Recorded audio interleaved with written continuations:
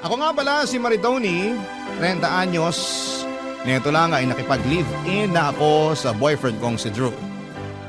Mas matanda siya sa akin ng 10 taon. Nakatira ko sa bahay niya. 28 years old lamang siya noong pinagawa niya ang bahay na yon sa tulong ng kanyang yumaong asawa na si Jen. Nag-ibang bansa kasi sinang pareho noon ng ilang taon bago nagpasyang manatili na lamang sa Pinas matapos magawa ang bahay na gusto nila. 5 years ago lang noong namatay ang asawa niya. Wala silang naging anak kaya nasolo ni Drew ang buong bahay. Hindi na nga sana siya mag-aasawa pa dahil masyado siyang nalugmok sa pagkamatay ng kanyang dating asawa. Kaya lang nung nakilala niya ako ay sinubukan niya ulit na maging matapang. Binuksan niya ulit ang kanyang puso. Nagmahal siyang muli. 1 taon pa lang naman kaming magkarelasyon sa ngayon, Papa Dudut, pero naramdaman na namin na kami na talaga yung magiging magkasama sa panghabang buhay. Hindi na kami mga bata para hindi magseryoso. Kaya nga nung time na inoffer niyang magsama na lamang kami sa isang bahay, pumayag ako. Sayang din naman kasi ang upa ko. Ako na lang ang umako ng bayad sa mga bills sa bahay bilang tulong kay Drew. Lalo't hindi rin naman ganong kalaki ang kinikita niya kumpara noong nasa ibang bansa siya. Mas malaki ang sahod ko kesa sa kanya. Kaya kung meron mang mga gastusin sa bahay, ako na ang nagbabayad. Wala naman yung problema sa kanya, bukas naman ang kanyang isipan sa ganong klase ng setup namin, Papa Dudut.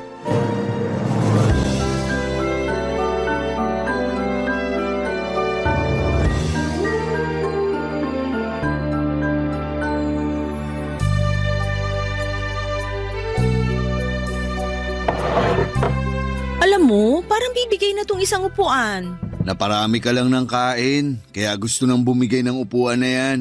Loko ka ha? Seryoso nga kasi, lumalangit-ngit na eh. Ayusin ko na lang sa day off ko. Gano'n na ba to katagal? Itong dining set, ito ang una naming ininvest ni Jen noon. Mahilig kasi kaming kumain, kaya ito ang inuna naming bilhin nung binubuo namin tong bahay. Matagal na rin pala no? Oo, kaya siguro gusto na ring bumigay. Basta sa day off ko, ayusin ko na lang yan. O pwede na rin i-retire na lang. Ipamigay sa mga ibang may kailangan. Anong gagamitin natin? Bibili ako. Yan ka na naman eh. Ikaw na naman ang gagastos. Konti na lang talaga.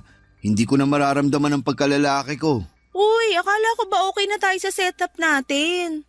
Gusto ko lang din naman kasi ng safe at maayos na gamit. Ang hirap kasi baka madisgrasya tayo sa next na upo natin dito. Pero pwede pa namang remedyohan yan. Marunong naman ako magkarpintero eh. Naku, tigilan mo ako. Ang dami mo nangang nasirang pader dito sa bahay dahil sa pagiging karpintero mo, no? Basta. Kesa naman ipamigay lang tong dining set. Yun na nga eh. Ipapamigay naman sa mga nangangailangan, hindi itatapon. Mapapakinabangan pa rin ng iba. Parang ganun na rin yun. Ibenta na lang natin para sure na gagamitin talaga. Wala nang bibili nito. Marami nang ang sira, tsaka luma pa. Exactly. Kaya ipamigay na lang natin. Ay, Ayaw mong ipamigay dahil sa sentimental value, no? hindi ka naman ba magagalit kung oo ang sagot ko? Siyempre hindi. Ito ang una niyong pinundar ng dati mong asawa eh. Marami na kayong memories na nabuo habang kumakain dito. Hirap lang talaga ako makapag-let go kasi ng mga gamit. Lalo kung naging parte na ng buhay ko. Kahit sabihin pang sira na o pwede nang itapon. Diyan talaga tayo nagkakaiba, no? Kasi ako, hindi ako na-attach sa mga gamit. Kapag hindi ko na kailangan, ipapamigay o itatapon ko na kagad. Para ma-welcome ko yung bagong blessings. Ay, siguro nga, kailangan ko na rin i-let go tong dining set. Tatawagan ko na lang yung nanay ni Jen. Ibibigay ko na lang sa kanya. May kontak ka pa sa nanay ni Jen? Paminsan-minsan nakakapag-usap kami. Kinukumusta ko. Mag-isa na lang kasi siya sa buhay. Patay na yung asawa niya tapos wala na rin si Jen. Wala siyang ibang anak? Wala. Si Jen lang talaga ang naging anak niya. Kaya nagwo-worry din ako kasi 65 years old na siya. Mag-isa na lang sa buhay. Pag may extra ako noon, pinapadalan ko siya o kaya pinag-grocery. Ang bait mo naman pala talaga. Naging nanay ko na rin kasi siya.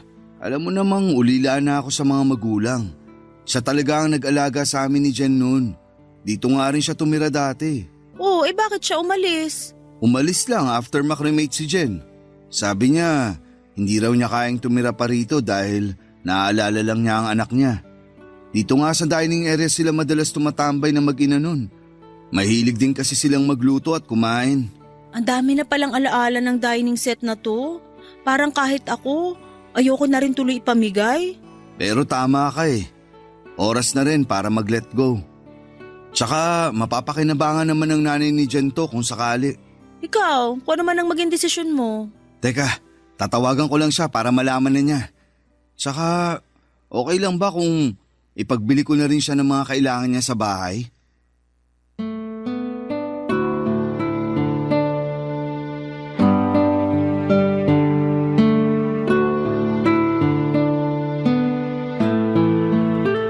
Papadudot tumango ako bilang pagpayag sa sinabi ni Drew.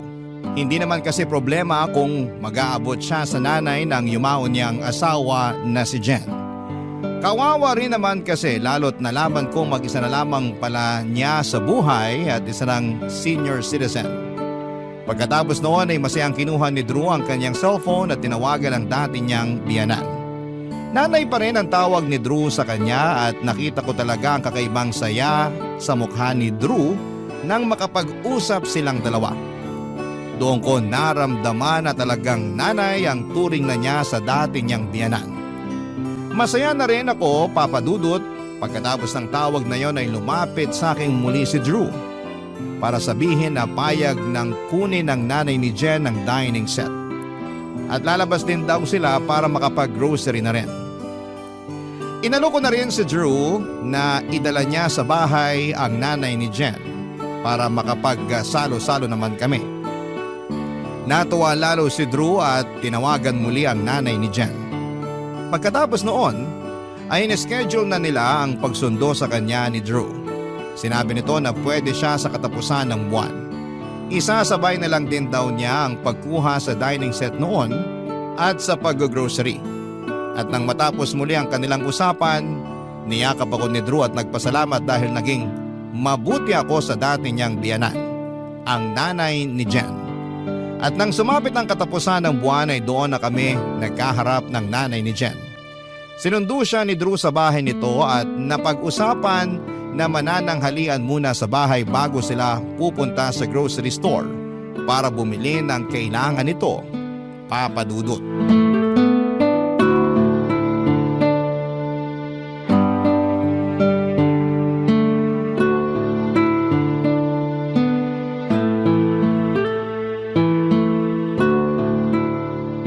Maritoni, ito nga pala ang nanay ni Jen. Kumusta po, ma'am? Salamat naman po at nakadalaw po kayo rito sa bahay. Oo nga, ilang taon na rin nung huli akong tumapak dito. Salamat po ulit, Nay ha.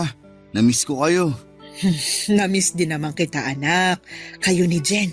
Kaya lang, natatakot akong bumalik dito para bumisita noon kasi parang hindi pa handa ang puso ko na tanggapin na wala na ang unika iha ko. Buhay pa rin naman ang alaala ng anak niyo, ma'am. Nanay na lang din ang itawag mo sa akin. Para ko na rin anak dong si Drew. Tsaka, namimiss ko na rin ang pakiramdam na may tumatawag sa akin ng nanay. Mas ayos po yan sa akin. Saka mas magiging ayos kung palagi kayong dadalaw dito. Para naman may nakakasama rin kami ni Drew. Oo nga po, Nay. Mas magiging masaya itong bahay kung nandito ka na ulit. Hindi ba nakakahiya sa inyo? Baka naman makasagaba lang ang isang matandang tulad ko sa inyo. Huwag niyo pong isipin yun. Gusto naming may nakakasama rin dito sa bahay. Kaya pumayag na kayong dumalaw-dalaw. Tsaka masarap din po magluto tong si Maritoni. Baka pwede na rin kayong magban sa kusina palagi. Palagi? Kung palagi dito na lang din kaya ako tumira ulit. Kung pwede naman po. Sana hindi niyo masamain ha. Meron sana akong sasabihin Ano po yun? Pinaalis na kasi ako dun sa inuupahan ko nung nakaraang buwan pa. Gusto kasing taasan yung upa ko hindi ko na kayang bayaran. Hindi naman kasya sa pensyon ko. Baka kulangin ako, lalo't may maintenance na rin ako. Bakit hindi niyo agad sinabi sa akin to, Nay? Para nagawa natin ang paraan. Naisip ko na rin namang lumapit sa'yo, kaya lang nabalitaan ko ang meron ka na raw bagong kinakasama. Kaya naunahan na rin ako ng hiya. Nay, dito na kayo tumira. Sigurado ba kayo? Magaling naman ako maglinis. Ako na rin palagi magluluto para may ambag ako sa inyo. Gawin niyo akong kasambahay, kapalit ng pagpapatira niyo rito sa akin. Walang kailangang iambag. Lalo hindi kayo magiging kasambahay. Ipahinga nyo na lang po at gamitin nyo na lang yung pensyon nyo sa maintenance nyo at kung ano man yung gusto nyong bilhin. Tama si Maritoni, Nay. Kami nang bahala sa inyo. Salamat mga anak ko. Hindi ko na talaga alam kung saan ako pupulutin pag tuluyan na akong pinaalis dun sa inuupahan ko. Ngayon din po, habang naka-day off kami ni Drew, kukunin na namin ang mga gamit nyo dun sa inuupahan nyo. Mga damit lang ang kukunin. Pwede naman kahit mamaya na lang. Wala naman akong ibang gamit dahil pinamigay ko na nung nalaman kong pinaalis na ako ng nagpapaupa sa akin. Puro damit na lang dun at itong abo ni Jen. Dala nyo po ang urn ng anak nyo? Dala niyo po yung abo ni Jen? Natakot ba kita? Hindi naman nagmumulto ang anak kong si Jen. Dinala ko lang talaga ngayon para makabalik din siya dito sa bahay nila ni Drew. Ang tagal na rin kasi nung kinuha ko siya mula rito. Nabigla talaga ako nang ilabas ni nanay ang urn o yung lalagyan ng abo ni Jen mula sa kanyang bag. Kaya naman pala parang bigat na bigat si nanay sa dala niya. Pinakita niya sa amin at parang pinakilala sa akin ng pabiro ang abo ni Jen.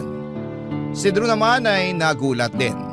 Inakala kasi niyang pinaanod na sa dagat ng nanay ni Jen ang abo nito. Kaya kinuha nito ang urn mula kay Drew pagkatapos makremate. Buong akala ni Drew ay dinadalaw niya sa dagat ang abo ni Jen pero hindi naman pala nakaabot yon doon. Tinago pala ng nanay ni Jen. Naiintindihan naman namin siya, Papa Dudut. Gusto lang daw talagang makasama ni nanay ang abo ni Jen. Pagkatapos noon ay inalalayan siya ni Drew para ilagay sa altar ang abo ni Jen. Nagdasal saglit si nanay habang nakaharap sa abo ni Jen. Pagkatapos noon ay hinarap kami at nagtanong muli kung ayos lang ba na dinala pa niya ang abo ni Jen sa bahay namin. Tumango lamang kami ni Drew at pinagbigyan ng kahilingan niya. Maliit na bagay lang naman yon at saka malaki rin naman ang ambag ni Jen sa bahay nila ni Drew. Sino ba naman ako para pagbawalan ang abo niya roon, hindi ba? Nag-lunch na rin kami pagkatapos ng usapan. Sabay-sabay na rin kaming umalis pagkatapos naming kumain para kunin na ang mga damit ni nanay. Dumaan din kami sa grocery para ipagbili naman siya ng mga pagkain na gusto niyang kutkutin kapag nasa bahay na siya ulit nakatira. Papa Dudut, napakasaya ni nanay habang nagpapasalamat sa amin. Gumaan tuloy ang loob ko at pakiramdam ko ay nakagawa ako ng tama ng mga oras na yon. Papa Dudut. Barangay Love Stories. Barangay Love Stories. Makalipas namang ang 2 araw ay nakalipat na ng tuluyan ang nanay ni Jen sa bahay. Damit na nga lang talaga at urn ni Jen ang dala nito. Nag-stay ito sa dating kwarto niya at pinasadya pala ni na Drew at Jen na gawing 2 kwarto ang bahay.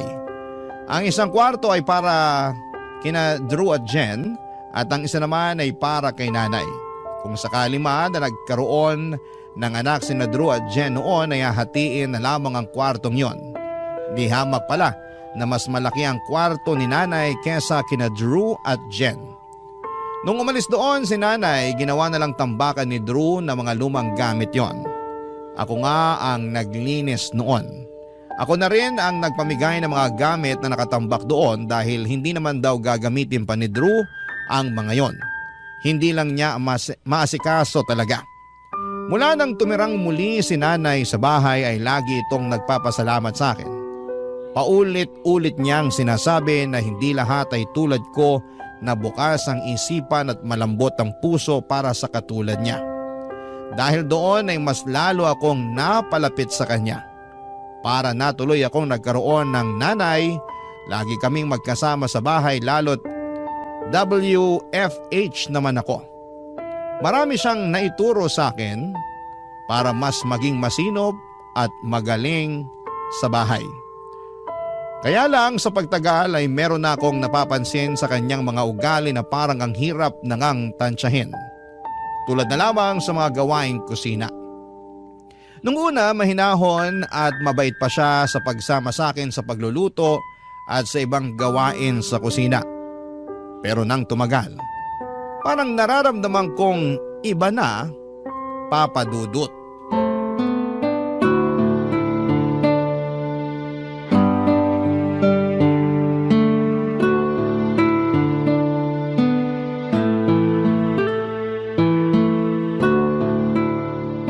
Anong oras daw ang uwi ni Drew? Nasabi ba niya sa'yo? Bago raw mag-alas 7 ng gabi, nandito na raw po siya. Maaga raw silang papauwiin ng boss nila kasi na-reach na daw nila yung quota nila. Dapat pala, mas inagahan natin magluto. Baka mamaya mauna pa siyang makarating dito kaysa mapalambot yung beef na niluluto mo. Relax lang po kayo, Nay. Marunong naman maghintay si Drew sa pagkain kahit gaano pa siya kagutom. Ay, hindi pwedeng ganun, Maritoni. Gumaya ka kay Jen.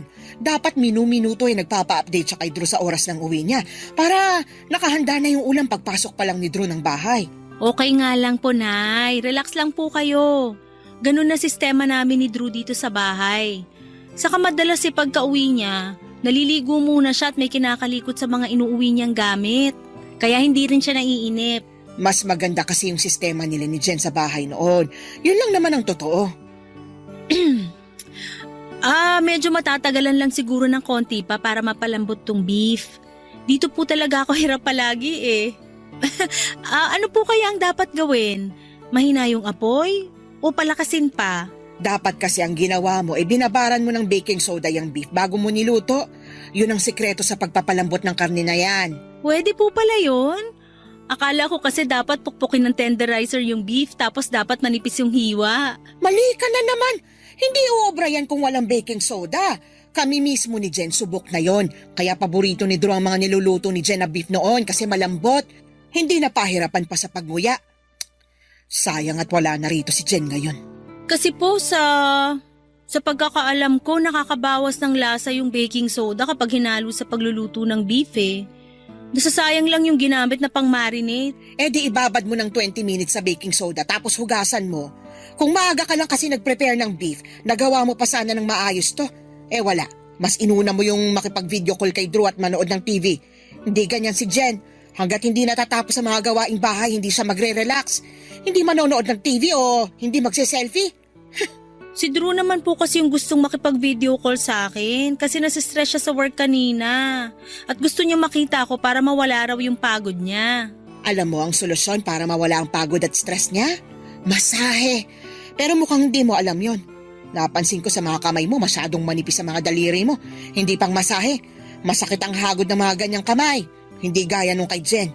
Kaya laging fresh tingnan dati si Drew kasi naman nare-relax siya palagi sa hilot ni Jen. Hindi naman po nagre-request si Drew na i-massage ko siya.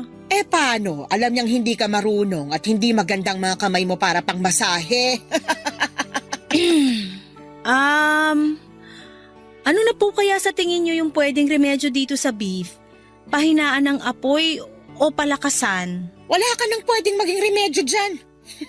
Bigyan mo na lang si Drew mamaya ng matalas na kutsilyo at ipagdasal mo na lang ang ngipin niya. Sana manguya niya ng maayos ang niluto mo. Bahala ka na riyan ha. Magdadasal na lang muna at magsisindi ng kandila para sa kaluluwa ni Jen. Hindi ko alam kung nakahalata si nanay pero nasaktan na niya ako sa mga sinabi niya. Hindi ko na nga siya matingnan noon habang kinukumpara niya ako sa anak niyang si Jen. Ni minsan ay hindi ko nakitang threat si Jen sa relasyon namin ni Drew. Dahil pinaramdam naman sa akin ni Drew na mahal niya ako at hindi na mahalaga ang past. Pero dahil sa ginawa ni nanay ay parang nagduda tuloy ako kung nararapat lang ba ako sa pagmamahal ni Drew. Kasi parang hindi ko matumbasan ang galing ng naging asawa niyang si Jen. Nasira na ang mood ko at dahil doon ay hindi na tuloy naging masarap ang niluto ko. Mas lalo ko pang naramdaman yon nang ihain ko na kina Drew at nanay. Pinamukha ni nanay sa akin na ang hirap ngunyain ang beef na niluto ko. At nasobrahan daw ako sa betchin. Baka raw antukin si Drew hanggang kinabukasan. Wala namang sinabing hindi maganda si Drew at hinawakan lang nito ang kamay ko para iparamdam na okay lang naman yon. Parang naawa tuloy ako sa sarili ko. Lalo na nung kinumpara na naman ako ni nanay kay Jen. At sa pagkakataong yon, sa harapan pa ni Drew yun ginawa. Hindi na lang ako umiimik at nararamdaman kong napansin yun ni Drew. Kaya mismong si Drew na nga ang gumawa ng paraan para mag-change topic na. Pero sadyang tumigil or ayaw tumigil ni nanay na ilatag sa usapan ng yumaon niyang anak na si Jen. Binulungan na lamang ako ni Drew at sinabing pagpasensyahan ko na lang daw dahil hindi biro ang mamatayan ng anak. Tumango na lamang ako at baka na-miss lang ni nanay si Jen noong araw na yon. Pero makalipas ang ilang araw ay ganoon pa rin ang ginawa nito. Meron pa siyang malalang ginawa at hindi ko na yon kayang tanggapin pa. Nangyari yon habang nasa kwarto kami ni Drew isang gabi, Papa Dudut.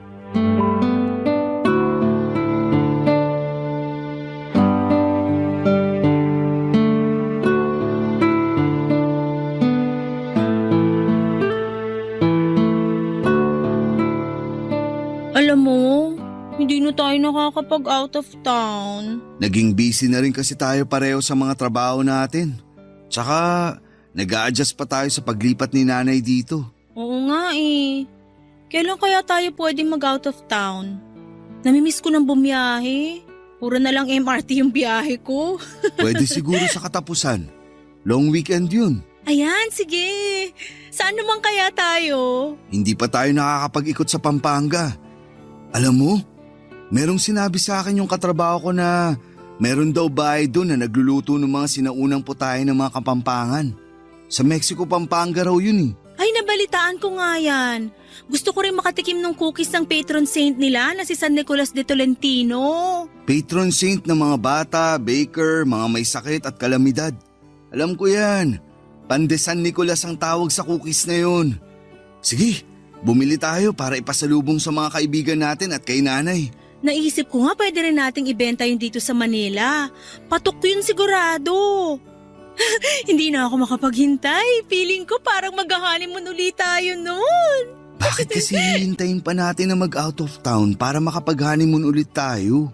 Eh kung pwede naman na nating simulan ngayon. Loko ka talaga. Nakahanap ka na naman ng tiyempo para harutin ako Hindi Mukhang pinain mo nga lang yung salitang honeymoon para makascore ka sa akin eh. Aminin mo na. Tayong dalawa lang naman ang nandito. Pakis naman. Bukas na lang, matulog na tayo. Baka kung saan pa mapunta yung halik na yan eh. Eh di hayaan natin kung saan man mapunta ang kiss mo sa akin. Dali na. True naman, nagsisimula ka na naman Eh di tapusin mo na para makatulog na tayo. Dali na. Sige na nga, isa lang Isang kiss, tapos hayaan na natin kung saan tayo dalhin. Ay, ayoko na ganyan. Huwag kang Ay, pasensya na. Nagulat ba kita, Maritoni? Pasensya na kung bigla akong pumasok Narinig ko kasi kayo naghahagikikan pa kaya naisip kong pumasok na lang agad. Nay, may kailangan po ba kayo? At bakit dala niyo ang Ernie Jen? Nanaginip kasi ako kanina. Ano pong panaginip? Ayos lang po ba kayo? Ayos lang ako. Medyo nakaramdam lang ako ng konting lungkot. Napanaginipan ko kasi si Jen Nilalamig daw. Paano ko ba to sasabihin? Kinausap kasi ako sa panaginip ni Jen. Ang sabi niya, dalhin ko raw ang abo niya rito sa loob ng kwarto ninyo kasi malamig daw dun sa pwesto niya sa altar. Ha? Dito niyo po ilalagay sa kwarto yung abo ni Jen? Dito? Dito kung saan kami natutulog ni Drew? Oo Pakiramdam ko natatakot lang mag-isa si Jen sa altar. Kaya siguro nagparamdam siya sa akin sa panaginip. Saan ko ba siya pwedeng ipatong? Okay lang ba kung dito na lang sa may tokador? Nay, wag po rito sa tokador kasi masyadong malapit sa kama namin Sa katabi pa ng pwesto ko sa paghigayan tokador. Kung ayaw mo, edi ilipat na lang yung tokador sa pwesto ni Drew para doon ko na lang ipatong tong abo ni Jen. Mas gusto nga siguro yon ng anak ko para malapit pa rin siya kay Drew. Sige Nay, okay lang. Ililipat ko na ngayon ang tokador dito sa pwesto ko para may ipatong na ang urn ni Jen. Salamat, Drew. Alam kong maiintindihan mo ko. Mula ngayon, wag mo na siyang aalisin sa kwarto niyo, ha?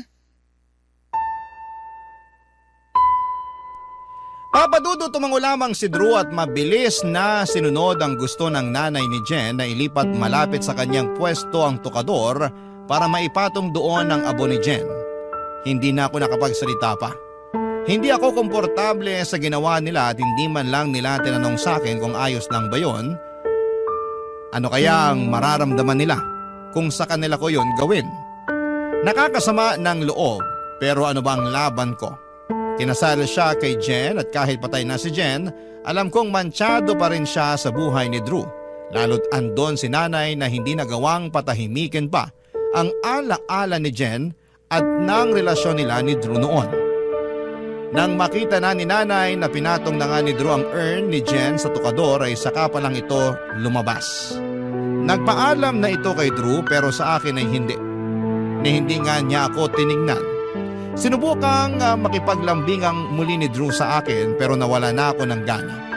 Hindi ba niya naintindihan na nakakawalang gana yung ginawa niya? Sa kasinong lalambing sa ganong sitwasyon? Nasa isang kwarto lamang kami ng yumaon niyang asawa. Anong gusto niyang maramdaman ko? Nagpanggap na lamang ako na inaantok na at hindi naman nakahalata si Drew na sumama ang loob ko. Humiga na lamang ako at tumalikod sa kanya. Tumalikod din siya sa akin. Nakaharap na siya sa abo ni Jen. Doon ako nakaramdam ng inis lalo. Mali ba ang nararamdaman ko? Yung magselo sa taong wala na sa mundong ito. Barangay Love Stories. Barangay Love Stories. Hindi ko nakilala ang nanay ko at baby pa lamang ako noong iniwan na ako sa poder ng tatay ko. Hindi ko naman na siya hinana pa dahil para saan pa. Iniwan na niya ako at obviously ay ayaw niya sa akin. Kaya walang ina na gumabay sa akin sa paglaki. Meron naman akong mga nakasamang tiyahin pero hindi ko rin sila masyadong nakasundo. Hindi ko kasi alam kung paano makipaglapit sa kanila. Kaya naman sa huli tinanggap ko na lamang na ganon talaga ang kapalaran ko. Umaasa na nga lang ako sa mga nakakarelasyon ko na mapalapit sa mga nanay nila. Para sa ganon ay parang meron na rin akong isang ina. Si Drew naman noong naging kami ay nalungkot ako ng bahagya kasi wala na siyang nanay na pwede ko sanang makalapit. Pero laking tuwa ko nang malaman kong meron pa siyang kinikilalang ina sa katauhan nga ng dati niyang biyanan, ang nanay ni Jen. Akala ko talaga ay may experience ko na ang pagmamahal ng isang ina sa katauhan ng nanay ni Jen. Noong simula ay oo, pero noong tumagal ay lumabas din ang katotohanan. Ramdam kong hindi niya ako gusto at napapansin ko yon sa tingin niya tuwing nakikita niya kaming naglalambingan at nagmamahalan ni Drew. Lagi niyang sinisingit sa usapan ng anak niyang si Jen sa tuwing napapansin niyang lumalalim na ang lambingan namin ni Drew, Papa Dudut. Hindi naman nakakahalata si Drew doon, tanging ako lang. Isang bagay na hirap kaming explain ng mga babae. Alam namin kapag hindi kami gusto ng kapwa namin babae. Siguro yon ang sinasabi nilang intuition namin. At palong-palo ang intuition ko pagdating kay Nanay Papa Dudut.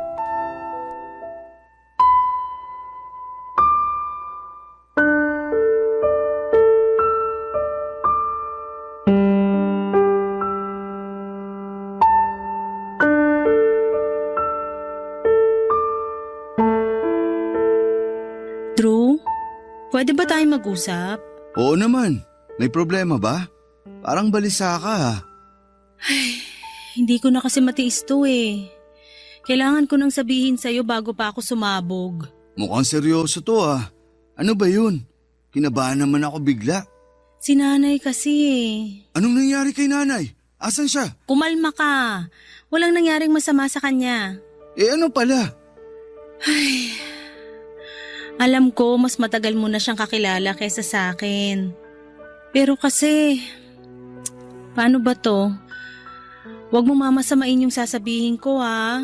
Diretsahin mo na ako. Hindi ako mapakali. Okay.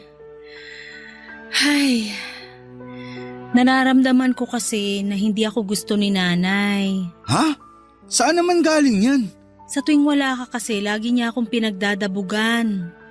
Tapos kapag nakikita niya na naglalambingan tayo, bigla siyang sisingit at magkukwento tungkol sa mga masasayang memory niyo ni Jen.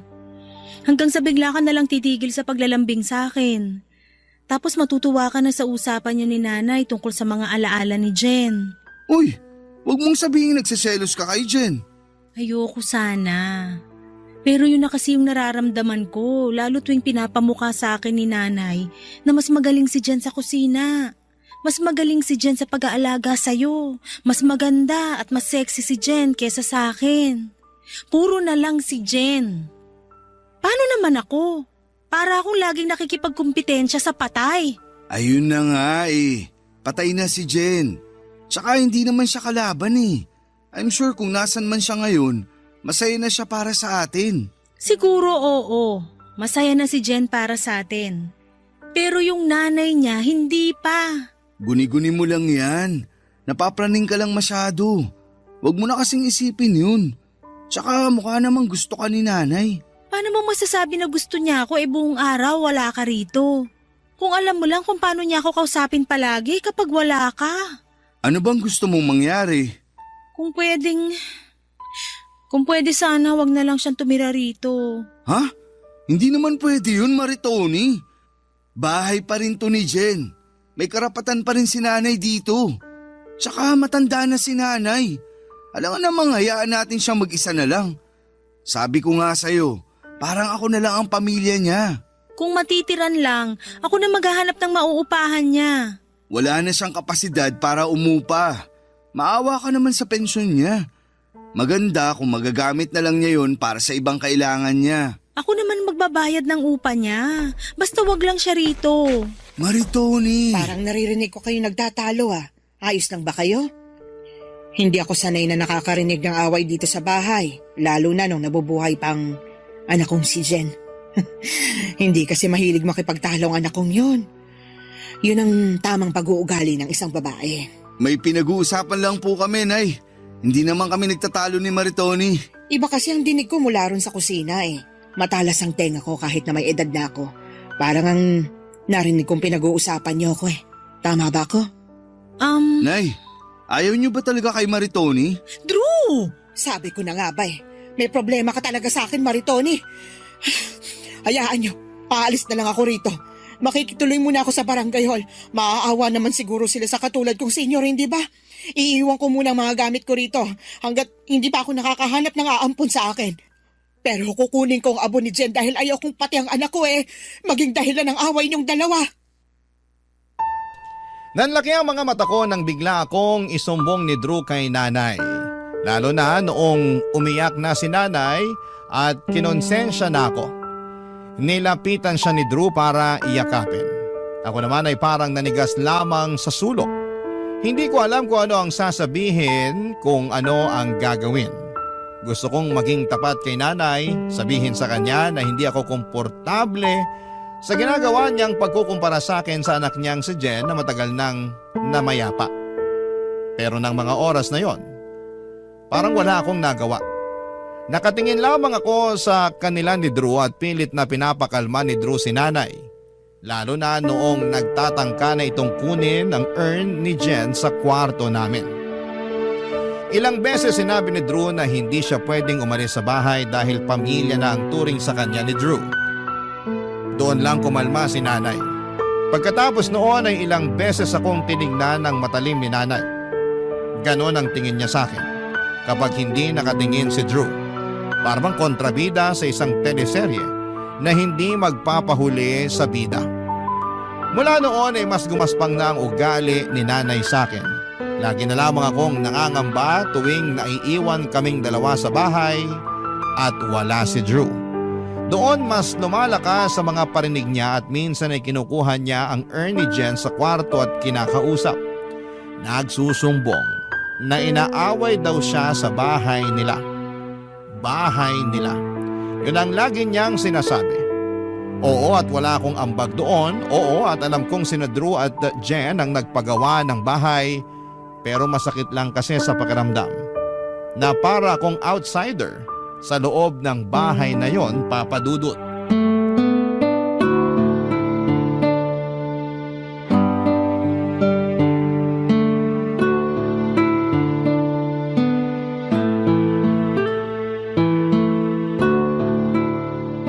Nay, gusto niyo na po bang kumain? Nakapagluto na kasi ako ng pananghalian natin. Hindi na. Dumating naman na ang pensyon ko. Bibili na lang ako ng ulam sa karinderya. Tipirin niyo na lang po yung pensyon niyo. Marami naman akong niluto para sa atin eh. Tara na po. Tipirin ang pensyon ko? Para ba may magamit ako oras na paalisin mo ulit ako rito sa bahay ni na Drew at Jen? Nay, ilang beses na po akong humingi ng tawad sa inyo sa nangyari. Nadala lang ako ng emosyon ko noon dahil sa paulit-ulit na pagkukumpara niyo sa akin kay Jen. Ang sabihin mo, ayaw mo lang talaga sa akin at gusto mong masolo si Drew. Hindi po totoo yan. Ako nga po itong nagkumbinsi kay Drew na tumira kayo rito noon dahil naaawa ako sa inyo. Pakitang tao ka lang. Kung magiging totoo ka sa sarili mo, sigurado ko, ayaw mo talaga ako rito. Ang ayaw ko lang po, yung lagi niyo akong kinukumpara sa anak niyo. Lagi na lang mali ang ginagawa ko. Lagi na lang si Jan ang tama kahit wala na siya. Hindi ko na alam ang gagawin ko para lang mapasaya kayo eh. Alam mo kung ano magpapasaya sa akin? Pag lumayas ka na rito. Bakit naman po ako lalayas dito? Parang bahay ko na rin to. Parang bahay mo lang, pero may ambag ka ba sa gastos? Ako po nagbabayad ng lahat ng bills dito sa bahay. Dapat naman talaga ikaw ang magbayad ng bills dito sa bahay kasi nakikitira ka lang. Nakikitira rin naman po kayo rito ah. Parehas lang tayo. At least ako may ambag pa rin dito sa bahay. Di, lumabas din ang totoo. Ipapamukha mo rin pala sa akin na wala akong ambag sa bahay na to. Paano kung sabihin ko sa'yo na ang ambag ko rito yung ginastos ng anak kong si Jen sa pagpapatayo ng bahay na ito? At kung nasabi sa'yo ni Drew, karamihan ng gamit dito, si Jen ang bumili. Yung sofa na inuupuan mo at pinagpapahingahan mo tuwing tanghali, si Jen ang bumili nun. Pati ang kama nyo, hoy! Si Jen ang bumili nun. Magkano po ba nagastos ni Jan sa pagpapagawa ng bahay na to? Pati na sa mga gamit na binili niya. Kwentahin niyo lahat, ako na lang magbabayad. Bakit ko naman gagawin yon? Dinawalan ako ng karapatan dito sa bahay nila mag-asawa? Hindi na po sila mag-asawa. Hindi porket patay na si Jen, hindi na sila mag-asawa. Wala namang annulment sa langit, Maritoni. Yan ang hindi ko gusto sa inyo. Lagi niyong pinaparamdam sa akin na talagang wala akong karapatan kay Drew dahil sila ni Jan ang naging unang mag-asawa. Kasi yun naman talaga ang totoo. Sinasabi ko lang ang bagay na dapat alam mo. Mag-asawa pa rin sina Jen at Drew. Matagal na pong patay ang anak niyo. Nakapag-move on na po si Drew. Ako na po ang kinakasama niya. Ako na ang mahal niya. Hay, may gusto sana akong ikwento sa'yo tungkol sa relasyon noon ni na Drew at Jen. Kaya lang, baka mamatay ka sa selos. Huwag na lang. Relasyon noon. Noon. Di tapos na. So bakit binabalik pa ngayon? Ako na nga ang karelasyon ni Drew ngayon. Ako na ang may karapatan sa kanya. Hanggat nandito ako, hindi mo makukuha ng buong karapatan mo kay Drew. Dahil hanggat nakikita niya ako, lagi niyang maaalalang pagmamahal niya para sa nag-iisang asawa niya. At ang anak ko lang yon, si Jen lang yon. Kahit abo na siya, mas may karapatan pa rin siya kay Drew at sa bahay na to kesa sa'yo. Papa Dudut, hindi na ako nakaimik pa sa mga sinabi ni nanay. Ano pang ilalaban ko roon sa sinabi niya? Mas lalo lang akong nasaktan, lalo't harap-harapan na niyang sinabi sa akin na wala akong karapatan sa bahay na yon at kay Drew. Ang hirap hanapin ang lugar ko sa bahay na yon. Para akong naliligaw kahit nasa isang sulok lang naman ako. Nang mapansin ni nanay na hindi na ako nakalaban sa huli niyang sinabi ay sa kanya ako tinignan. Mula ulo hanggang paa. Tila sinusukat ang maliit kong pagkatao. Mas lalo akong nanliit at para akong nahiya. Pagkatapos po noon ay pumasok siya sa loob ng kwarto namin ni Drew at muling kinuha ang abo ni Jen at saka naupo sa sofa at saka kinausap yon. Sinusumbong ang mga sinabi ko sa kanya. Nagpatuloy ang pangdadaot sa akin ni nanay kahit sa harapan mismo ni Drew.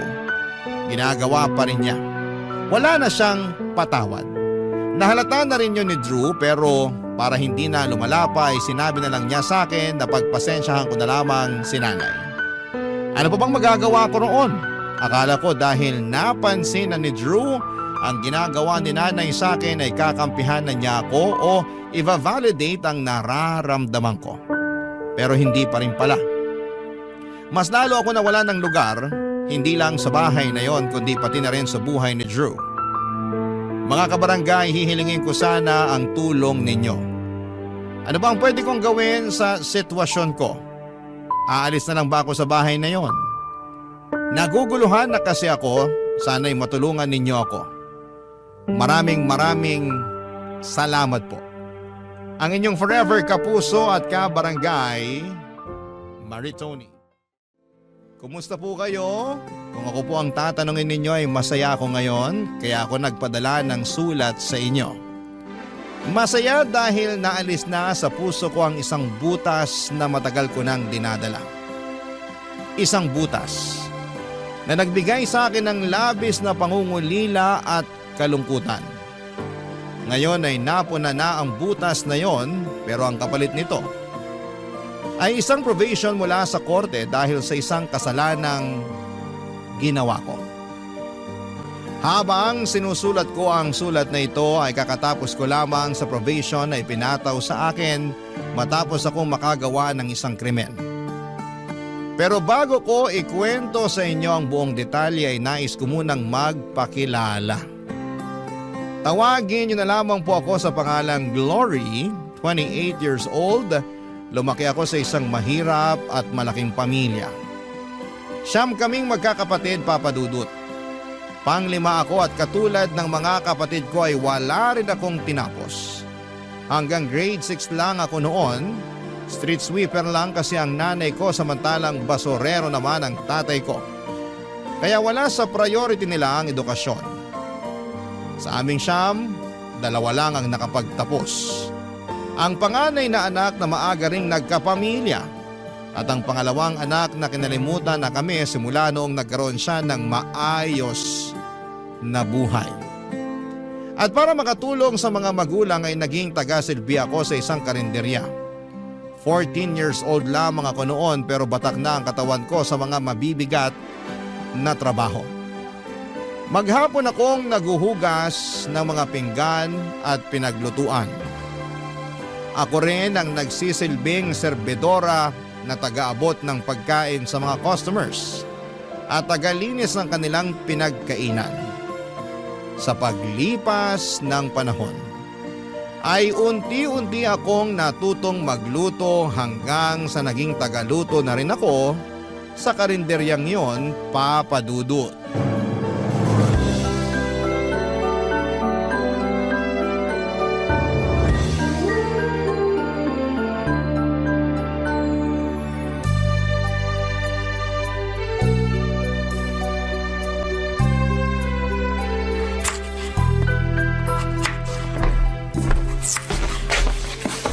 Oh, Ate Linda, maaga ka ngayon ah.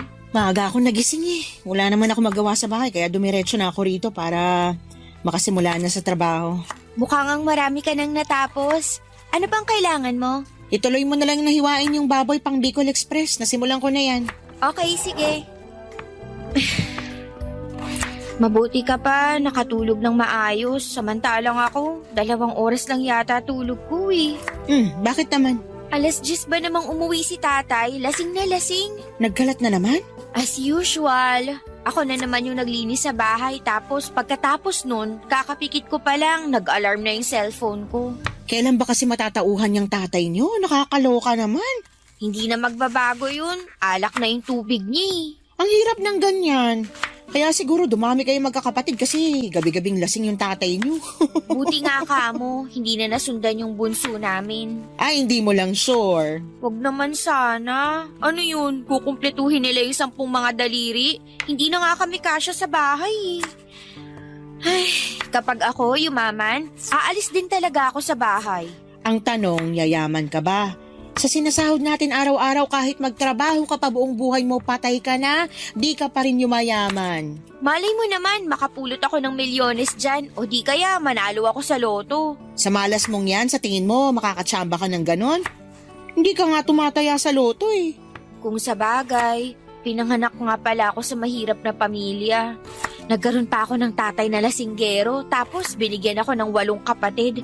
Paano pa kami makakaahon sa hirap niyan? Minsan talaga minamalas tayo pagdating sa kapalaran. Wala tayong magagawa dyan, bawi na lang sa next life. Siguro masamang tao ako sa previous life ko, kaya ako minamala sa buhay ngayon. Pakabait ka na lang ngayon para sa susunod mong buhay, swertehin ka naman. Ay, sarap sana kung may maipagyayabang din ako sa buhay, no? Ano kaya feeling ng mga may graduation photo at diploma na nakadisplay sa bahay? Walang silbi ang diploma na yan kung hirap ka naman maghanap ng trabaho. Ako nga, may diploma tapos wala namang maayos sa trabaho. Ano ba kasi nangyari? Bakit di mo pinurse yung tinapos mo? Malas din, katulad mo. Saka maaga ako nagkaanak eh. Kung ano yung available na trabaho, yun na lang ang pinasok ko. Minsan din talaga, tayo rin may kasalanan ng sitwasyon natin eh. Katulad mo, maagang nagkaanak. Wala naman akong pagsisisi sa nangyari. Ang mahalaga, may asawa ako na mahal ako at anak na mahal ko. Kahit maghirap pa ako sa kakatrabaho para sa kanila, wala kang maririnig na reklamo sa akin. Kaya ikaw, kung ano man yung mga pangarap mo, subukan mong tuparin kahit gaano pa yan ka-imposible. Sana nga pala rin din ako. Gusto kong matry yung nakaupo lang sa opisina habang naka-aircon tapos papasok ako na may bitbit na kape. Gusto kong magsuot ng mga branded na damit. Gusto kong magpatayo ng sariling bahay para sa mga kapatid ko. Gusto kong makapunta sa ibang bansa. Basta, ang dami kong pangarap na sana maibigay sa akin balang araw. Alam ko na, may naisip akong solusyon para maranasan mo yung mga bagay na yan. Ano? Humanap ka ng afam! Sira ulo ka. Gusto mo makaahon sa kahirapan, di ba? Afam ang sagot dyan! Ay nako, ewan ko sa'yo. Parang pangarap din yan na mahirap din abutin eh. Wala namang magkakagusto sa akin sa itsura kong to. Ay, ate ko, ibang taste ng mga foreigner. Hindi mo lang alam, ikaw pala yung hinahanap nila. In my dreams, magluto na nga tayo. Uunahin ko na yung Bicol Express. Sige. Ako nang titira sa adobong kangkong tsaka sinigang. Marami akong pangarap sa buhay noon, Papa Dudut. Marami akong gustong maranasan. Marami akong gustong makamit at marami akong gustong mabago sa buhay ko. Pero alam ko noon na hanggang pangarap na lamang ang mga bagay na yon dahil kung magiging realistic ako, kahit araw-arawin ko pa ang pagtatrabaho ay hindi ko pa rin maaabot ang mga imposibleng pangarap na yon. Tuwing umuuwi ako sa bahay at nakikita ko ang estado ng pamilya namin, ay lagi akong napanghihinaan ng loob. Wala na talaga kaming pag-asang magbago. Dahil maliban sa batugan ang mga lalaki kong kapatid. Ang mga mas bata pa kesa sa akin ay never nakatapak sa paaralan. Gumagawa naman sila ng paraan para magkapera. Kapag maganda ang panahon ay nanlilimos sila sa mga matataong lugar. Minsan ay nangangalakal din sila ng basura o di kaya naman ay sila ang inuutusan sa lugar namin kapag may nangangailangan ng tulong. Ang karaniwang kapalit nito ay pera o di kaya'y pagkain. Normal na para sa amin ang ganong buhay kaya nasanay na rin kaming mangarap ng mga bagay na makatotohanan at abot kamay lamang. Maging ang mga kapatid ko ay parang tinanggap na lamang na hanggang doon na lamang talaga ang buhay namin, Papa Dudut. Pero iba ako. Gusto kong tuparin ang mga pangarap ko kahit na parang imposible pa itong mangyari. Ako lang kasi mismo ang makakatulong sa sarili ko dahil wala akong gagawin ay walang magbabago sa buhay ko. Alam kong wala na akong ibang aasahan pa maliban na lamang sa sarili ko. Kaya naman ginawa ko ang lahat para magbago ang takbo ng buhay ko. Kahit na magsimula lang ito sa maliit na hakbang, Papa Dudut.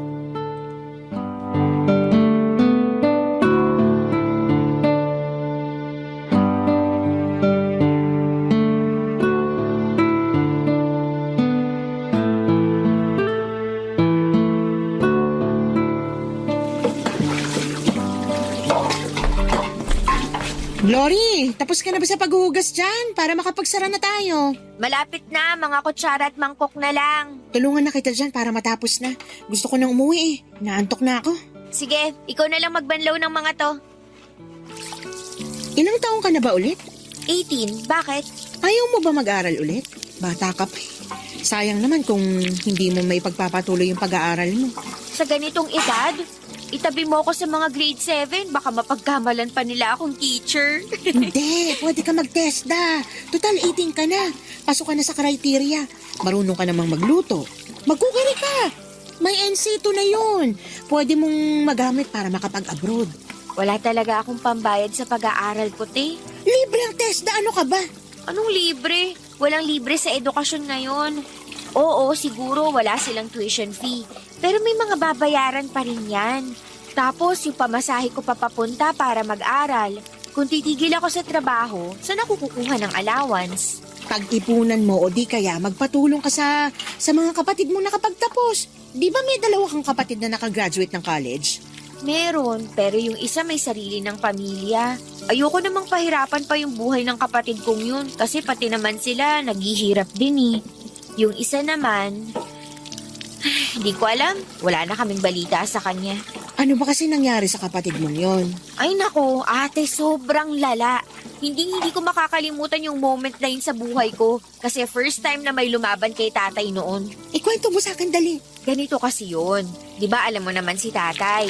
Ang gusto nun, dapat laging siya ang nasusunod. Lahat ng salita niya, tama. Walang mali sa kanya. Kapag kumontra ka, basag ang bungo mo. Okay, tapos? Eto na nga. Napagtapos nila si ate. Nakahanap naman siya agad ng trabaho. Siyempre, happy-happy na si tatay kasi ramdam na namin yung konting pag-angat sa buhay namin. May masasarap na pagkain na kami noon. Tapos si ate yung nagbabayad ng mga bayarin. Para bang nabawasan na yung trabaho nila kasi nandyan na si ate na katulong nila. Aha, tuloy mo lang, nakikinig ako. Tapos isang araw, biglang umuwi si ate na may dalang balita. Buntis siya. Nagalit tatay mo? Oo naman, galit na galit. Sampal yung inabot ng ate ko. Hindi pa nga raw nababayaran ni ate yung mga sakripisyo nila tapos magpapabuntis na agad siya. Dismayado si tatay nun. Grabe naman! Nagalit yun kasi alam niyang mawawala na yung ATM nila. Wala na sila mapagkukuhaan ng pera. Medyo naiintindihan ko rin naman yung pinanggagalingan ni tatay. Siyempre, umaasa silang si ate na ang magiging katuwang nila sa mga gastusin. Tapos bigla siyang nagpabuntis. Eh di katulad din ni kuya na maaga siyang magkakapamilya. Ibig sabihin, yung dalawang napagtapos nila, walang naging ambag sa buhay nila. Ang hirap nun. Yung ikaw yung pressured kasi pinagtapos ka sa pag-aaral.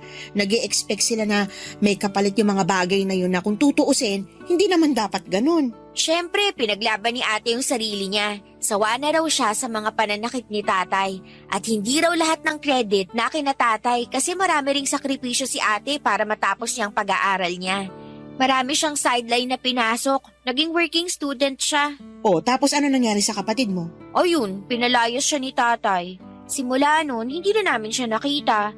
Never na siyang nagparamdam, never na siyang nagpakita. Teka, bakit ganun yung ginawa sa ate mo samantalang yung panganay nyo na mas naunang nagkapamilya, hindi naman pinalayas? Lalaki kasi yung panganay namin. Para kay tatay, okay lang daw yun. Pero kapag kaming mga babae na yung nabuntis, iba yung tingin niya dun. Grabing double standards niya na. May favoritism eh. Hirap ng ganyan. Kaya kung ako sa'yo, mag-aral ka na lang para kapag nakapagtapos ka, makakahanap ka ng mas magandang trabaho. Makakabukod ka sa abusado mong tatay. Papadudod sa bahay namin si tatay ang batas.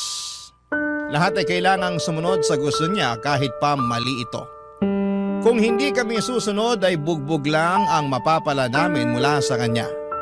Siya ang dahilan kung bakit naging matatakotin ako sa maraming bagay. Makarinig lang ako ng malalakas na ingay katulad ng kalderong nahulog o di kaya'y pintong padabog na sinarado ay bumibilis agad ang tibok ng puso ko. Ganon po kasi lagi sa bahay noong bata pa lamang ako. Parang may exorcist sa bahay namin kapag nagwawala si tatay. Lumilipad ang mga gamit namin. Noong bata ako kapag ganon ang nangyayari ay natatakot lamang ako habang umiiyak sa takot. Noong tumanda ako kapag alam naming uuwi na naman ng bahay si tatay ng lasing ay lumalabas muna ako para makapagpahangin. Saka na lang ako uuwi kapag tulog na siya. Walang laban ang nanay namin kay tatay, Papa Dudut. Siya ang karaniwang punching bag ni tatay noon kapag galit siya. Kung bakit siya galit dahil hindi raw niya magawa ng maayos ang trabaho niya bilang padre de pamilya. Sawa na raw siya sa pagiging mahirap at ang tanging ginagawa niya ay para ilabas sa mga hinanakit na yon ay ang mag-inom at magwala sa bahay. Malinaw pa sa mga alaala ko noon kung paano pinalayas ni tatay ang kapatid ko. Sobrang broken ako noon dahil isa si ate sa mga paborito kong kapatid. Siya ang laging nagbibigay ng pera sa akin noong bata pa lamang ako. Lagi niya ako nililibre ng pagkain. Noong pinalaya siya ay parang nawala na rin ako ng kakampi sa buhay. Papa Dudut, hindi ko maintindihan noon kung bakit gano'n na lamang ang galit ni tatay sa ate ko noong nabuntis siya.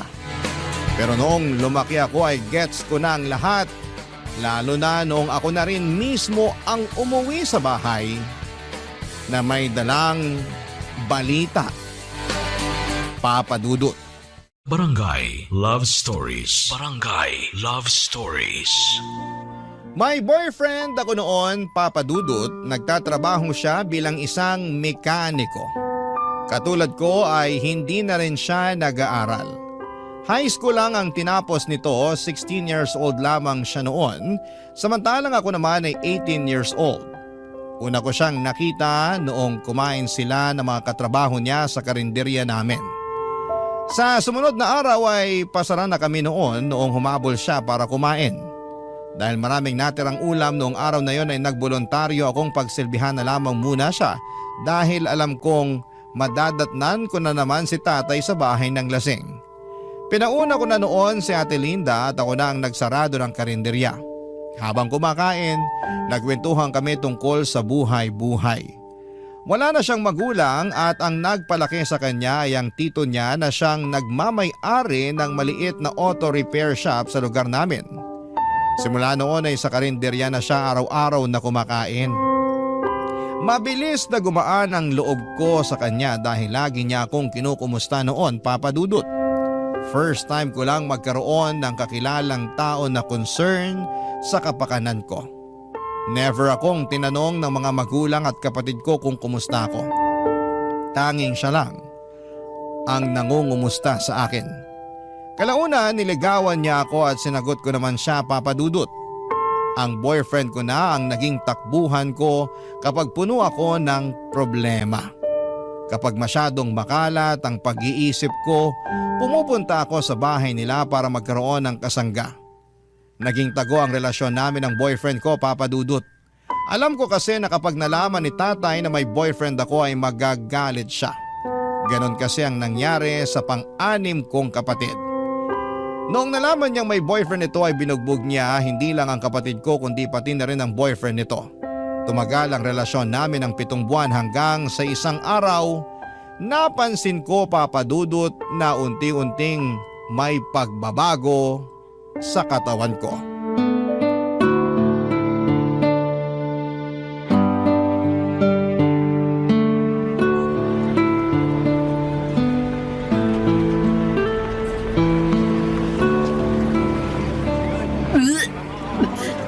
Hoy, ayos ka lang.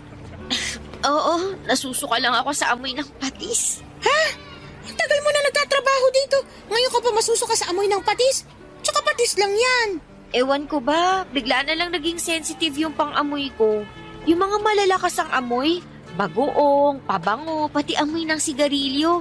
Kapag nakakaamoy ako noon, bigla na lang sumasama pakiramdam ko. Kailan nagsimula ito? Halos isang buwan na rin siguro. Ano pang nararamdaman mo maliban sa pagiging sensitive ng pang-amoy mo? Lagi akong pagod tsaka mabilis mahilo, lalo na sa umaga. Hindi kaya buntis ka? Ha? Hindi ah. Bakit naman ako mabubuntis? Morning sickness yung nararamdaman mo. Sintomas yan kapag buntis ang isang tao. Ganyan ako nung nagbuntis ako eh. Ate, wag mo akong tinatakot ng ganyan. Hindi kita tinatakot, seryoso ako. Na-try mo na bang mag-pregnancy test? Hindi. Hindi ko alam kung paano yun eh. Subukan mo para malaman natin kung ba't ka nagkakaganyan. O di kaya, magpunta ka sa health center. Magpa-check up ka doon, libre lang yun. Natatakot ako. Paano kung buntis nga ako? Kung buntis ka, wala tayong magagawa. Kagagawan mo yan eh. Sabi ko naman sa'yo, mag-ingat ka. Maingat naman ako. Talaga ba? Magkakaganyan ka ba kung nag-iingat ka?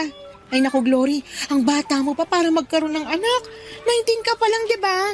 Paano mo bubuhayin yung anak mo na yan? Hindi yun yung problema ko kundi si tatay. Baka mapatay ako noon kapag nalaman niyang buntis ako. Ikaw naman kasi. Alam mo naman na sobrang stricto ng tatay mo. Aware ka na nga sa mga consequence tapos ganyan pa ginawa mo. Hindi ko naman to ginusto eh. Hindi mo ginusto o baka hindi mo lang inaasahan? Kasi magkaiba yon. Alam mo, Glory, lahat ng mga desisyong ginagawa natin sa buhay may kaakibat na bunga yan. Nagkaroon ka ng boyfriend, ginawa nyo kung ano man yung ginawa nyo. Ngayon, yan ang bunga. Tapos anong kahihinat na pagbubuntis mo? Magagalit sa iyo yung tatay mo. Tapos ano? Palalayasin ka rin tulad ng ginawa niya sa ate mo. Sinasabi ko pa naman sa sarili ko na hindi ko gagawin yung ginawa ni ate. Paano ko niyan ngayon? Natatakot ako, Ate Linda. Baka palayasin din ako ni tatay. Hindi ka ba matutulungan ng nanay mo? Wala namang laban si nanay kay tatay eh. Lagi lang siyang nakasunod sa mga desisyon ng tatay namin. Kumpirmahin mo muna kung buntis ka nga talaga. Saka mo nalang problemahin yung mga bagay na yan kapag alam na natin kung ano talagang estado mo. Paano kung buntis nga talaga ako? Anong gagawin ko niyan? Alam ko yung takot na nararamdaman mo ngayon. Normal lang yun. Normal lang malito o malungkot pero hindi mo kailangang harapin to ng mag-isa. May boyfriend ka naman, hindi ba? Magtulungan kayo. Eh paano kung pati siya hindi niya alam gagawin niya? Ilang taon na ba tong boyfriend mo? 16. Naku, Diyos mio. Ang babata niyo pa. Talagang magagalit talaga tatay mo niyan. Paano niyo bubuhayin yung baby kung sakali? Hindi ko rin alam. Ate, tulungan mo ko. Ay, limitado lang yung maitutulong ko sa'yo. Pero huwag kang mag-alala. Hindi kita pababayaan. Tutulungan kita sa abot na makakaya ko. Salamat, ate. Basta, magpa-check up ka muna para alam natin ginagawa natin. Hihingi ako bukas ng day off kay boss para makapunta ako sa center. Mabuti pa para malaman agad natin kung buntis ka ba talaga o hindi. Hala, sige, ako na dyan. Doon ka na nga lang sa mga plato, magpunas ka. Tsaka ihanda mo na rin yung mga kubyertos. Sige, pero ate, kung sakali mang buntis talaga ako, pwede bang isikreto na lang muna natin to? Oo naman. Magtiwala ka lang sa akin. Wala makakaalam ng sikreto mo. Tsaka, wala naman ako sa lugar para ipagkalat yung buhay mo. Salamat. Papadudot kumpirmado na buntis nga ako. Halos maiyak na ako sa kaba noon habang palabas ako ng center dahil sa mga nalaman kong balita. Hindi ko alam kung papaano ko ito sasabihin sa pamilya ko lalong-lalo na sa tatay ko.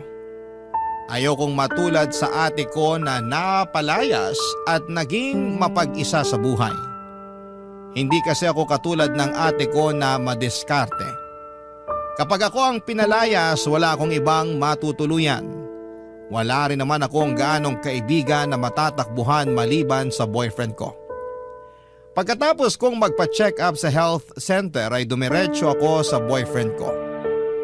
Busy siya noon sa inaayos niyang motor noong kinausap ko siya. Sinabi ko sa kanya ang totoo na nabuntis niya ako.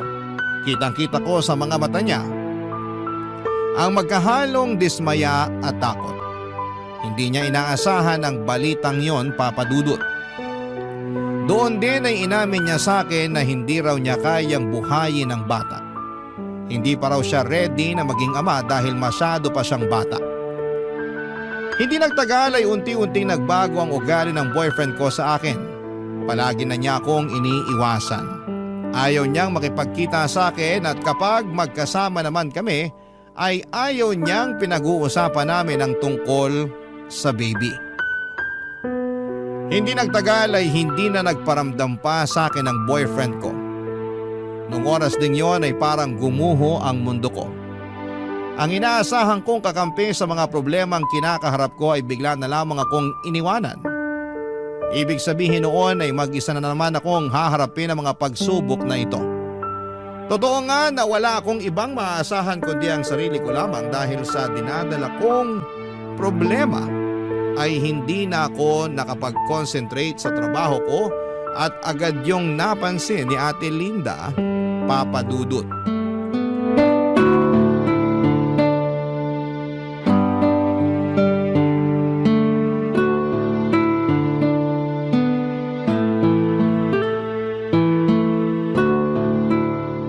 Hoy, Glory! Anong ginagawa mo? Papalitan ko lang po tong tubig sa water dispenser. Wala nang laman. Ako na dyan! Ano ka ba? Bawal magbuhat ng mabibigat na bagay ang buntis. Itabi mo na yan. Ako na magpapalit yan mamaya. Ganun ba? Hindi ko alam eh. Magsain ka na lang ng kanin para mamayang gabi. Paniguradong dito na naman kakain yung mga taga-construction. Sige, dadalawahin ko na ba? Isa na lang muna. May laman pa naman yata yung malaking rice cooker eh. Oo, meron pa. Isa na lang muna. Gamitin mo yung maliit. Oh, nga pala.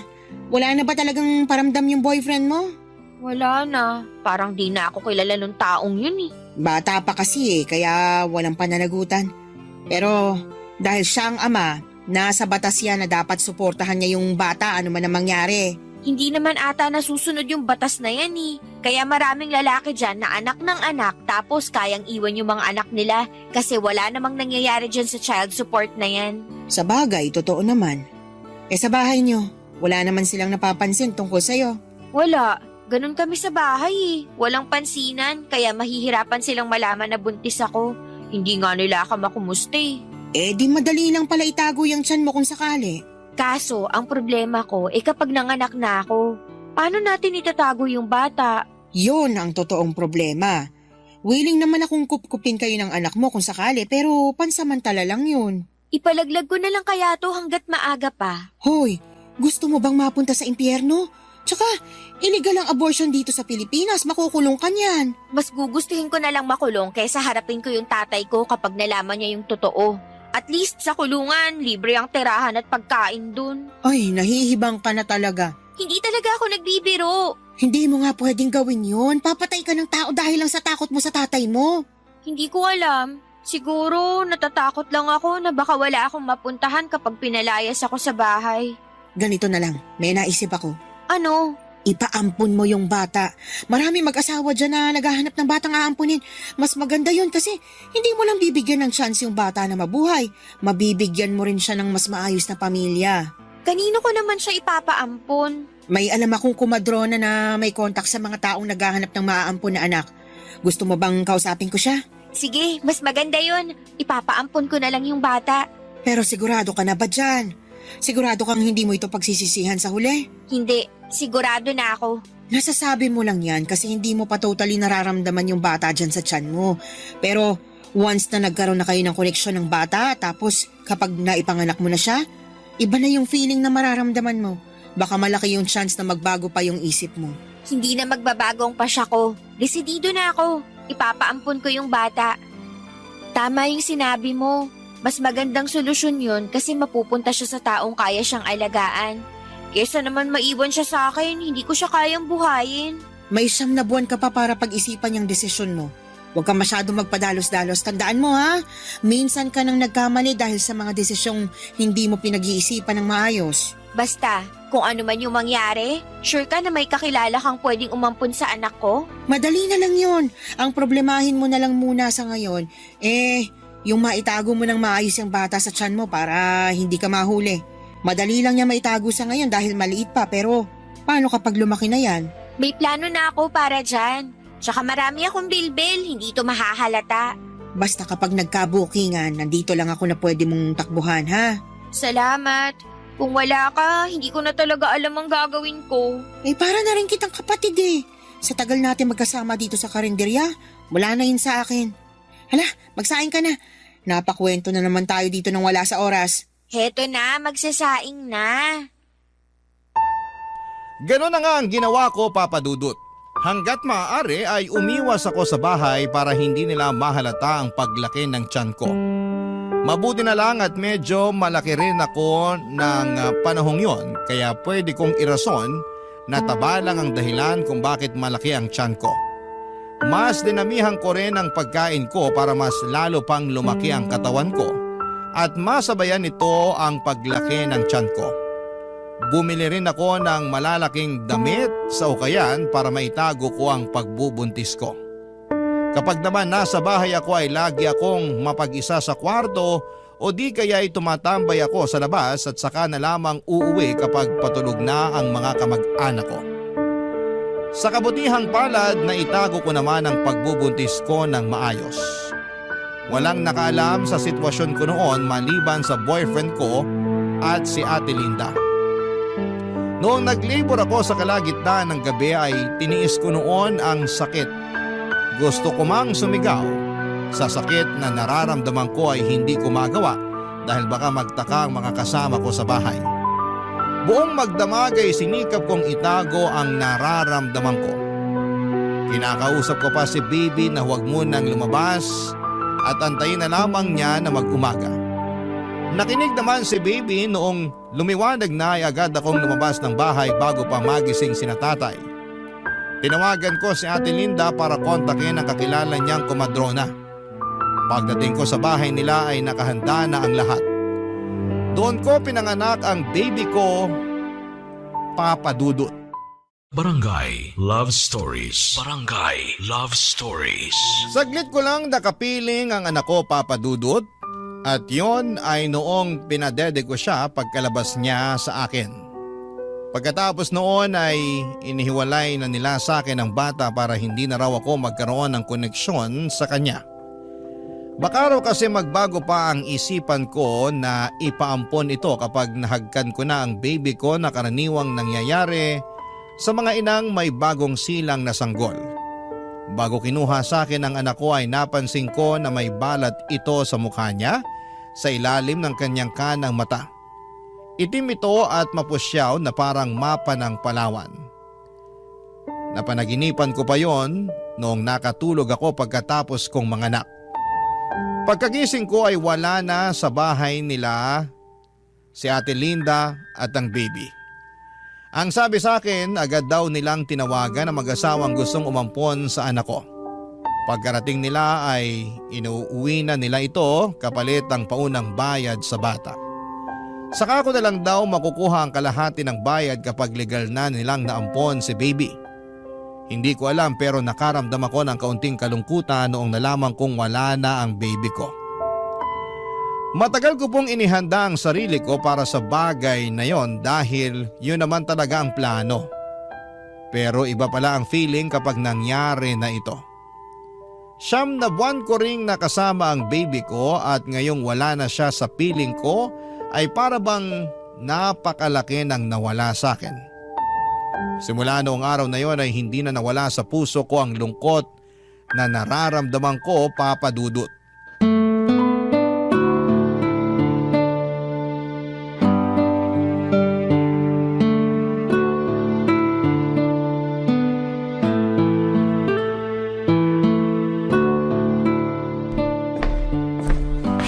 Hoy, lalim naman ang iniisip mo. Ba't ka nakatunga nga dyan? Halika na, kumain na tayo. Ang tagal mo kasi, kanina pa kita inaantay. Inantay ko lang yung huling customer na makaalis para makapagsara na tayo. Gusto mo ba to? May natira pang bistek.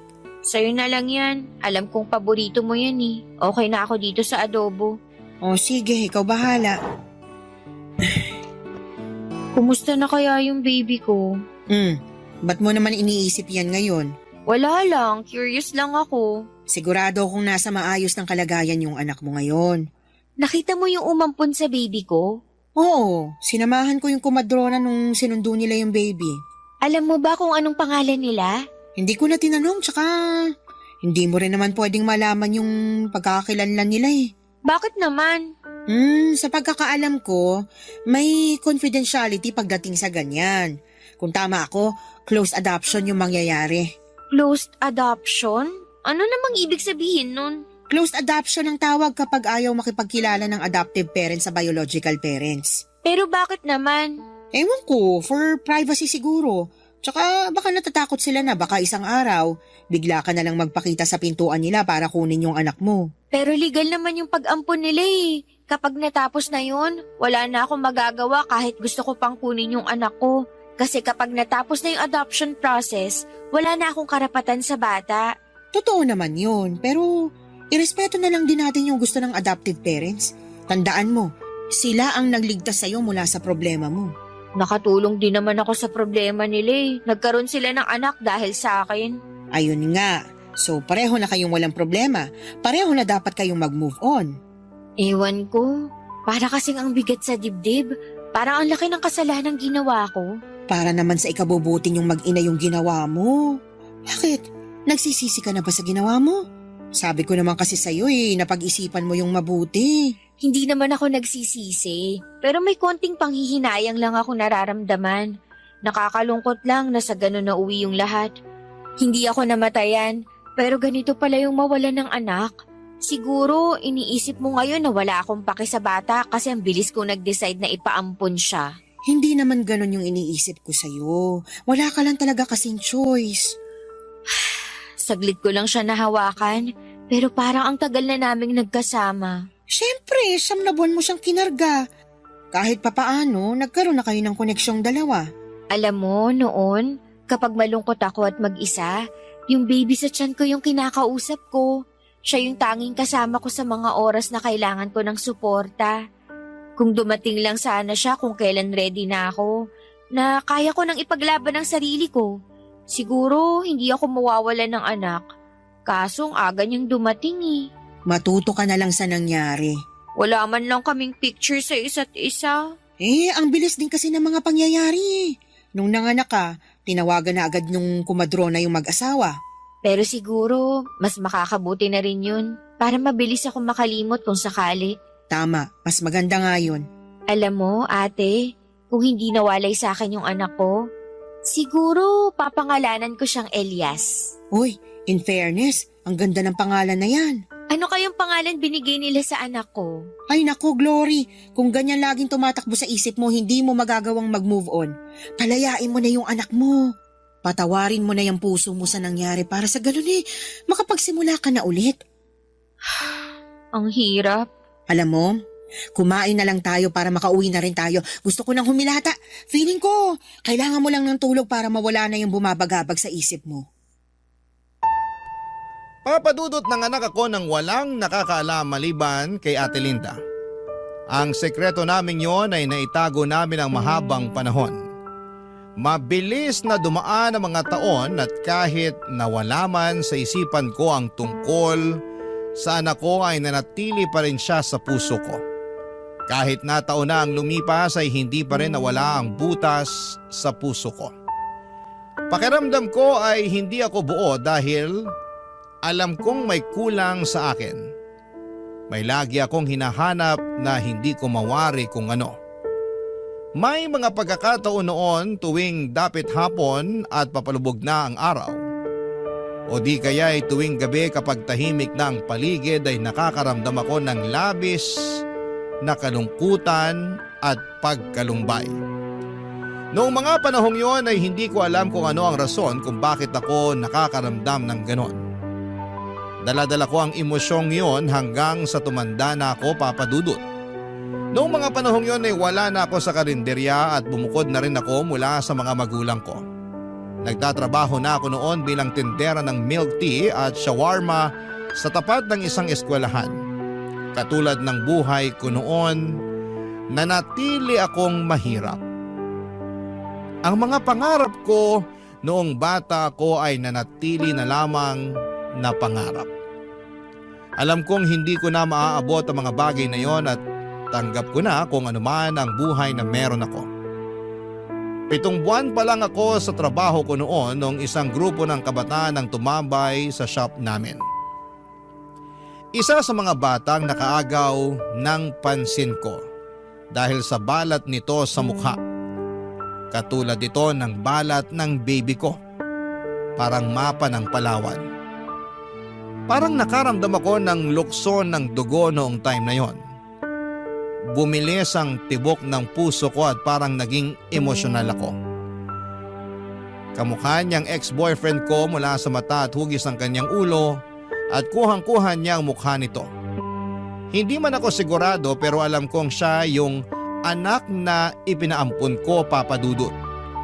At yon ay kinumpirma ko noong bumisita si Ate Linda sa shop, Papa Dudut.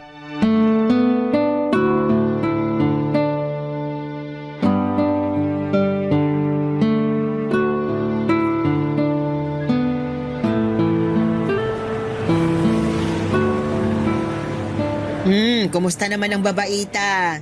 Oh my gosh, Ate Linda! Long time no see! Anong ginagawa mo rito? Gusto ko lang matikman yung shawarma nyo. Balita ko, mabili raw yan eh. Paano mo pala nalaman na nandito ako? Sa Facebook! Lagi ko kaya nakikita mga selfie mo. Oh, na-miss kita.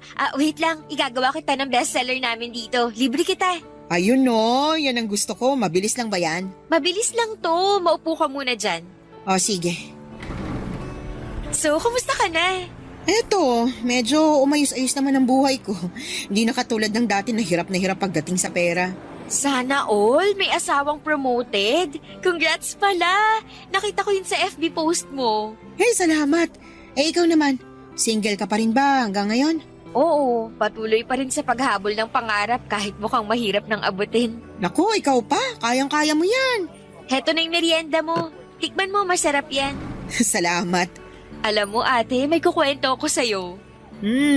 Ano yan? Naaalala mo pa ba yung anak ko noon na pinaampon natin? Oo naman, naalala ko pa siya. Bakit mo naitanong? Nakita ko yung bata. Talaga ba? Paano mo naman nalaman na siya nga yung anak mo? Basta naramdaman ko na lang. Diba alam mo naman yung feeling ng ina kapag nakita yung anak nila? Ganon yung naramdaman ko. Lukso ng dugo? Oo, parang ganon. Paano ka naman nakakasiguro na siya nga yung anak mo? Sa lawak ng Metro Manila? Sa dami ng mga tao dito? Ang swerte naman kung bigla na lang kayong pinagtagpo ng tadhana. Naaalala mo yung balat sa mukha ng baby ko?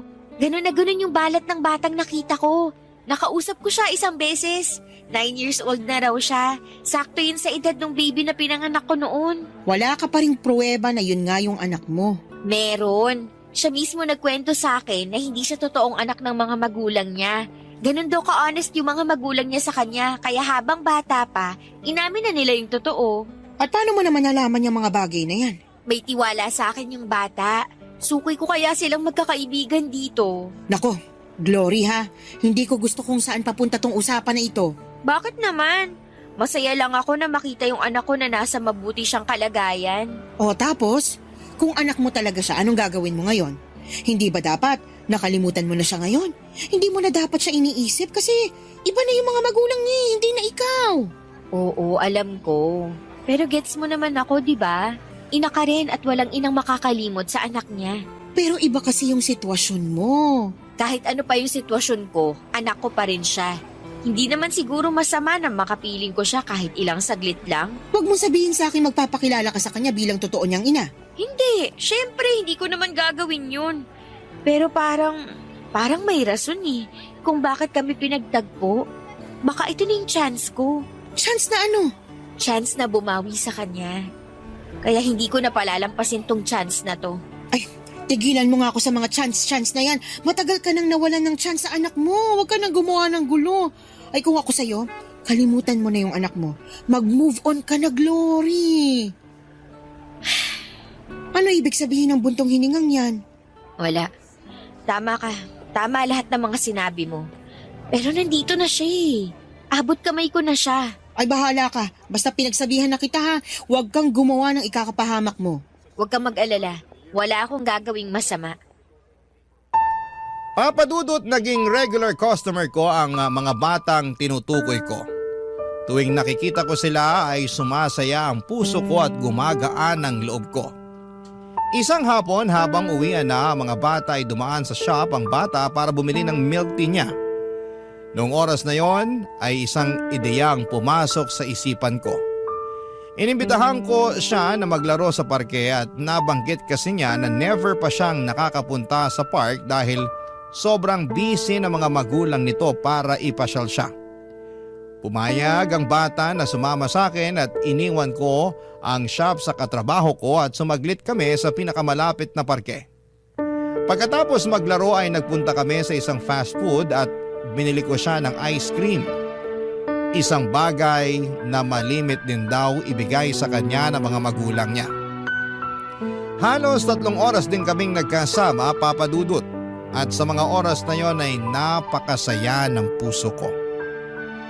Para bang bigla na lamang nawala ang lungkot na nararamdaman ko. Sa maikling oras ay naranasan kong magpakaina sa anak ko. Pagkatapos ng pagsasama naming dalawa ay binalik ko siya sa eskwelahan nila. Doon ay naabutan namin ang mga magulang ng bata na may kasamang pulis.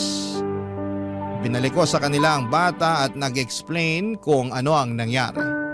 Pinaratangan nila akong kidnapper kahit na nagpakilala ko sa mga magulang ng bata na ako ang totoo niyang ina. Mas naggalit pa sila noong nalaman nila yon, kaya kinasuhan nila ako. Hindi naman gaano mabigat ang parusang ipinataw sa akin dahil first offense ko pa lamang yon at wala namang masamang nangyari sa bata physically and emotionally, ay binigyan lang ako ng probation. Pinagbawalan din akong lumapit sa bata at magpakita sa kanya. Sinunod ko ang lahat ng yon ng walang pag-aalinlangan. Ang mahalaga ay nasubukan kong makasama ang anak ko at nalaman kong nasa mabuti siyang kalagayan at maganda na ang buhay nito. Pagkatapos ng probation ay lumipat ako ng trabaho at tirahan. Nagsimula ulit ako. Pero sa pagkakataong ito ay magana ang loob ko dahil unti-unti ko na ring napapatawad ang sarili ko. Dito na po nagtatapos ang sulat ko, Papa Dudut. Maraming salamat po. Ang inyong forever kapuso at kabarangay, Glory.